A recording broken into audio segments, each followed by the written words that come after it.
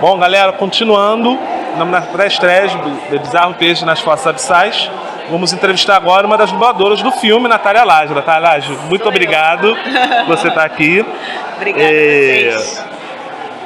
Em Bizarros Peixes nas Fossas Abissais, é o seu primeiro trabalho como dubladora ou você já realizou alguma outra dublagem? Não, é o primeiro trabalho. Na verdade, muitas vezes a gente acaba dublando filmes mesmo que a gente faz. A gente dubla a gente mesmo, porque, enfim, cenas de ação, cenas que tem após, e a gente vai para um estúdio e tem que ficar se dublando e lembrando daquele momento, a sensação, a emoção e tal, o que eu acho dificílimo. Mas assim, para uma animação é a primeira vez, foi um convite super inusitado, porque o Marão chegou com a proposta e com o roteiro, e eu não sabia qual era o desenho, como é que ia ser isso, né?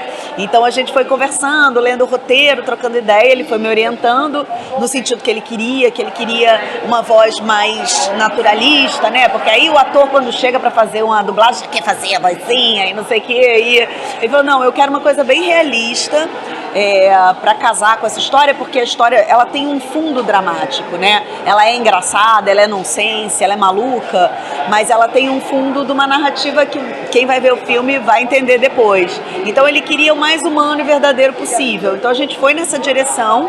Eu não faço ideia do que eu fiz. Aí 6 anos depois eu vi agora na Mostra de Cinema de São Paulo.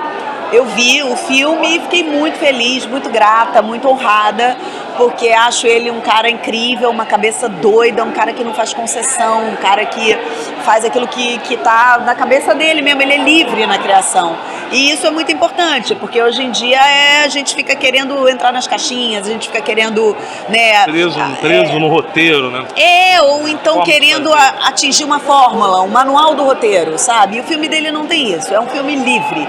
É um filme que ele fez o que ele quis, as referências são referências pessoais dele, tem o avô dele, a mãe dele, o lugar onde ele frequentava em Nilópolis, a estação de trem, a mercearia do pai dele. Ele pega um monte de referências pessoais que dão um toque que o filme fica amoroso, entendeu? Ele fica, que é aquilo, fale da sua vila que você vai estar falando do mundo, né?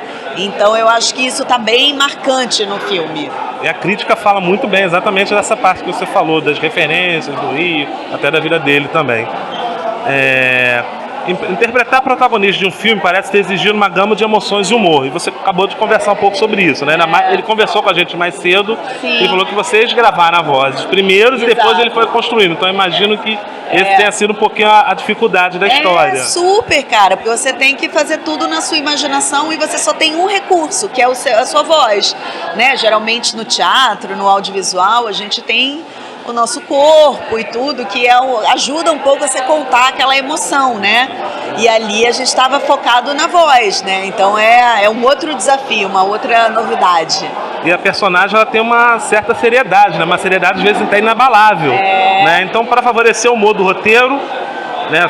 Seria para favorecer o humor do roteiro, perdão, e especialmente considerando esses poderes peculiares, como é que foi essa construção dessa personagem? É curioso, né? Porque, assim, é uma personagem que tem poderes, digamos assim, inusitados, ou bizarros, ou, sei lá, nonsense, né? Meus poros são, como é que é? Milhões de vacas, minhas omoplatas são 2 cadarços, enfim. E o bumbum. Minha bunda é um gorila, ou seja, eu acho que ele mescla bem essa coisa do humor, do nonsense, da brincadeira, com uma trama principal, no fundo, que é, no final das contas, uma trama emotiva, amorosa e tal, que tem uma mensagem por trás disso tudo, né? Considerando que o filme possui elementos voltados para diversos públicos, né? Tanto que a escolha dos 3 dubladores ilustra muito isso, né? O Rodrigo Santoro, você e o Guilherme Brinks. Como você vê a importância de participar desse projeto? Houve alguma abordagem específica que você tenha adotado para tornar o personagem mais acessível e atraente para um público mais jovem? Olha, pra ser bem sincera, eu entrei assim meio peixe fora d'água, não sabia direito o que eu tava fazendo não. O Marão foi me orientando, a gente teve pouco tempo não teve preparo, a gente leu o roteiro, entrou no estúdio e bora fazer. E aí a gente foi descobrindo meio na hora, né? Eu acho que tem essa graça de ser um filme que é um filme que uma criança pode assistir de 10 anos de idade e achar uma graça, e um adulto talvez vai pescar uma brincadeira ou outra, uma sacanagem ou outra, vai ter um pouco mais de uma outra leitura, e até na parte mais emotiva, digamos assim, do filme, pode ter acessar lugares que uma criança não acessa porque não tem instrumental e nem vivência para isso.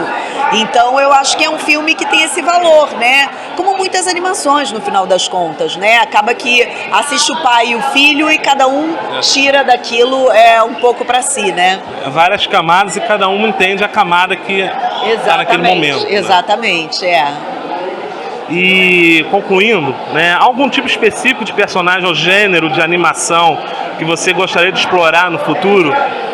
Eu queria ter a oportunidade que ele não deixou de fazer a vozinha, de arranjar um personagem esquisito para fazer uma voz meio esquisita, sei lá.